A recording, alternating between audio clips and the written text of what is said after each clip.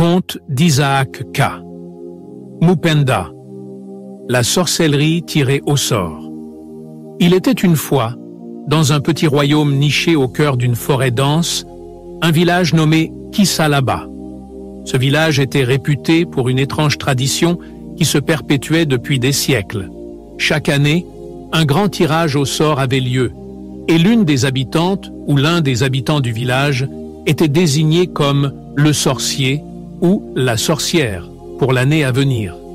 Les origines de cette coutume remontaient à une époque lointaine, où une vieille sorcière, Morula, vivait dans la forêt. Fatiguée d'être accusée de tous les malheurs du village, les mauvaises récoltes, les maladies et même les disputes conjugales, elle décida de s'en aller. Mais avant de partir, elle jeta une malédiction. « Tant que vous chercherez des sorciers là où il n'y en a pas, je vous condamne à vivre avec un parmi vous chaque année. » Le lendemain de son départ, le conseil du village décida d'organiser un tirage au sort annuel pour désigner un sorcier ou une sorcière, afin de canaliser la colère des villageois en cas de problème. Ce sorcier désigné devait porter un foulard rouge et ne pouvait ni se défendre ni réfuter les accusations. L'année de Silo. L'histoire commence lors du tirage au sort d'une nouvelle année. Cette fois, le nom tiré fut celui de Silo, un jeune fermier doux et généreux, connu pour aider ses voisins et nourrir les orphelins. Les villageois, d'abord embarrassés par ce choix, se dirent « Une fois qu'il portera le foulard rouge, nous saurons s'il cache un secret sombre. » Au début, tout se passa bien, mais un mois plus tard, une tempête détruisit une partie des récoltes. Très vite, certains murmurèrent « C'est étrange que cela arrive l'année où Silo est sorcier. » Oui, et tu as remarqué qu'il chantait dans son chant la veille de la tempête? Peut-être récitait-il un sortilège? Bientôt, les murmures se transformèrent en accusations. Les villageois évitèrent Silo, ses amis l'abandonnèrent, et il fut même interdit de vendre ses récoltes au marché. La rébellion de Silo. Mais Silo, au lieu de se laisser accabler, décida de défier la tradition. Une nuit, il quitta le village pour chercher des réponses dans la forêt où Morula avait autrefois vécu.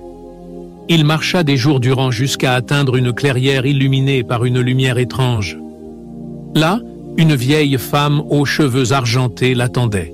« Tu es venu me voir, Silo ?» demanda-t-elle. « Êtes-vous Morula, la sorcière qui a maudit notre village ?» répondit-il, méfiant. « Une sorcière ? Non, je suis une simple gardienne de la vérité. La malédiction, vous vous l'êtes infligée vous-même. Je vous ai juste donné un prétexte pour révéler ce que vous portiez en vous, la peur et l'ignorance. » Silo protesta. « Mais pourquoi cette tradition persiste-t-elle alors ?